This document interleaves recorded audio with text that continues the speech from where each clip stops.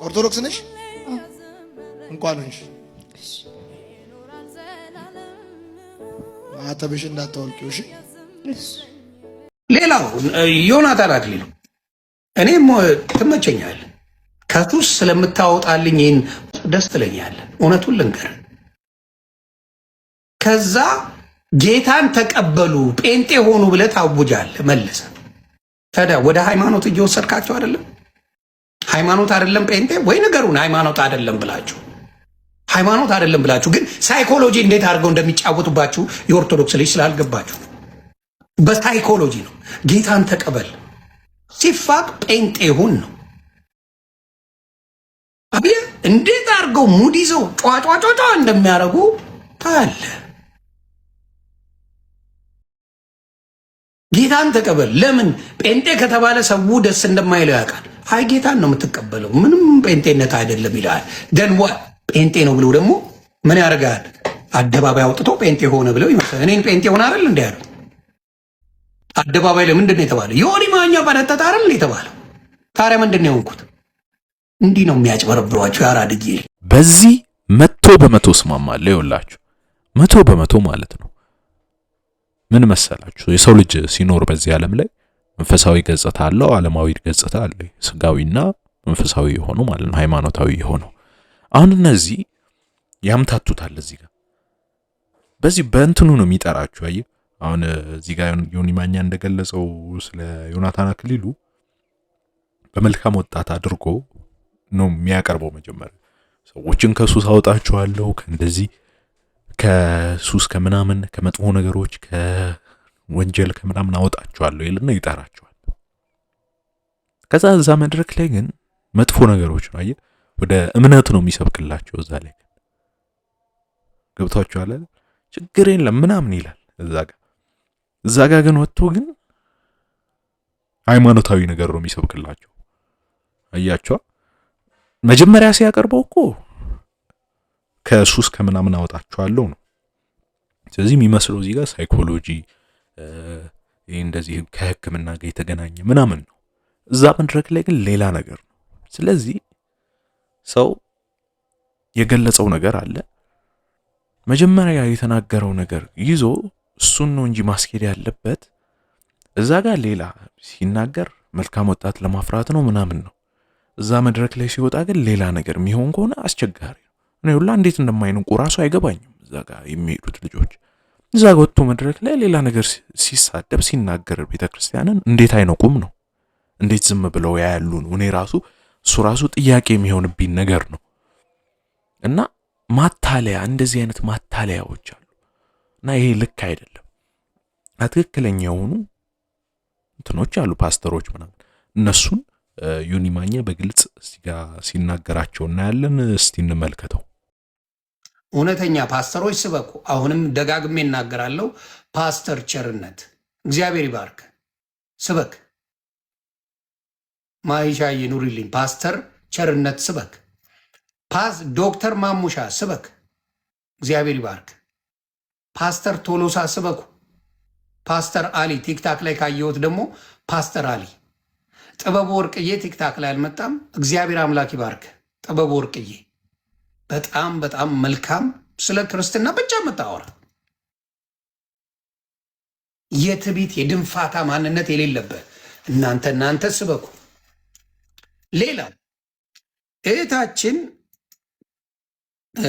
በቤተ ክርስቲያን በቸርች ነው ያደገችው ዘሪቱ። የዘሪቱ መጽሐፍን ማንበብ ትችላላችሁ። ዘሪቱ እህታችን ብዙ ነገር ጽፋለች፣ ብዙ ነገር ብላለች። ስለ ኃጢአቷ ስለምኗ ተምራለች። ግን በጌታ ቤት የነበረች ናት። ከልጅነቷ ጀምሮ በጌታ ቤት የኖረች ናት። በጌታ ቤት ከሆናችሁ ወንጌልን ካወቃችሁ እንደው ፈጣሪን ግን አትፈሩ። አምጅስት አያስክን ልርቆስች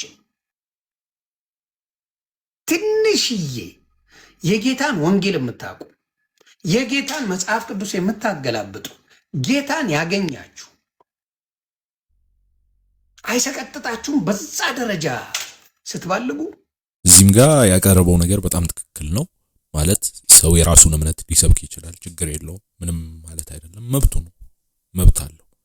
የሰው አይን ካንቺ ምንም ችግር የለም። እነ ፓስተር ቸኔ እና ፓስተር ሌሎችም ያነሳቸው ጥሩ አሉ ማለት የራሳቸውን ብቻ እንትን የሚሉ ሲያውም ቤተክርስቲያን ላይ መጥተው የሚሳደቡት ነው። አሁን ማንስ በመሆኛ ከነሱ ጋር ነው።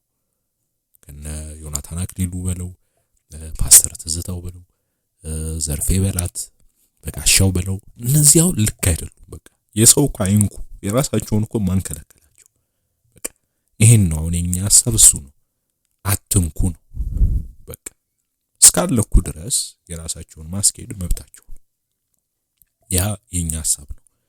እና አሁን የፓስተር ቸሬ በተለይ በጣም ጥሩ ነው። አሁን አንዳንዶች ኒውትራሎች አሉ ስለሌላው እምነት መካከለኛ ሊሆኑ ፖዚቲቭ አለ ኔጌቲቭ አለ። ኔጌቲቭውን ነው ማንቀበለው በመጥፎ ማያዩት፣ ኒውትራሎቹንም እንቀበላለን፣ ፖዚቲቭውን ደግሞ በጣም እንቀበላለን። ፓስተር ቸሬ እንደውም ሞር ፖዚቲቭ ነው ከኦርቶዶክስ ተዋሕዶ ቤተክርስቲያን ጋር በተገናኘ መልካም በጣም በጎ እይታ ያለው ነው። የኛው ወገን ነው የሚመስለው ራሱ የኛው ቤተክርስቲያን አባል እስኪመስል ድረስ ደስ የሚሉ በጎ የሆኑ እይታዎች የሚናገር ነው። የራሱን እምነት ነው የሚሰብከው። ስለ ኦርቶዶክስ ተዋሕዶ ቤተክርስቲያን ሲነሳ በጣም በጎ የሆነ መልካም የሆነ መልከታ ያለው ነው። በዚህ ምክንያት እንደውም ይሄ ጽንፈኛ የሆኑት ኔጌቲቭ የሆኑት ማለት ነው አይወዱትም፣ ይጣሉታል ራሱ ማለት ስለ ኦርቶዶክስ ተዋሕዶ ቤተክርስቲያን ጥሩ ስለተናገረ ብቻ ማለት ነው የሚጣሉት ራሱ አሉ፣ ማይፈልጉት ማለት ነው። ዞር በለሚሉት ማለት በመጥፎ የሚናገሩት ምናምን አሉ። እና ይሄም ልክ አይደለም። በቃ ስለ ሌላ እምነት በጎ መልከታ ሊኖረው ይችላል ሰውና በዚህ ልክ ነው የምናየውና በራሳቸው እምነት ያሉትን ችግር የለም፣ በራሱ እምነት የሚሰብክ ሰው ችግር የለም፣ የሰው አይን ካንጂ የሚል መልከታ ነው ያለን። ሌላው ደግሞ እዚህ ከዘሪቱ ጋር አገናኝቶ ያነሳው ነገር ያው ዘሪቱን መውቀስ ሳይሆን ዋናው ነገር ኃጢአት ሁሉ መጥፎ ነገር የሚያደርጉ ሁሉ እንደ ኦርቶዶክስ አድርጎ የመሳል እይታዎች አሉ በአንዳንድ ሰዎች ዘንድ። ይሄ ልክ አይደለም። እዛም ሆኖ ፔንቴም ሆኖ እንደዛው የሚሆን ሰው አለ።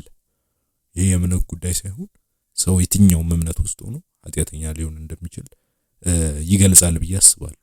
እነሱ ግን አንዳንድ ጽንፈኛ የሆኑ ሰዎች ኃጢአትን ሁሉ ከኛ ጋር አድርገው የሚያዩ ሰዎች አሉና ስለ ኦርቶዶክስ ጋር ብቻ አገናኝተው የሚያዩ ሰዎች አሉና ይሄም ልከታ ልክ አይደለም ነው እና ይሄን በደንብ ይገልጻል። አሁን ይሄን በደንብ እየገለጣቸው ነው። ዮኒ ማኛ መጀመሪያ እንግዲህ መጥፎ የሚሰራው ሁሉ ኦርቶዶክስ ጋር እያይዞት ነበር በአንድ ሰሞን።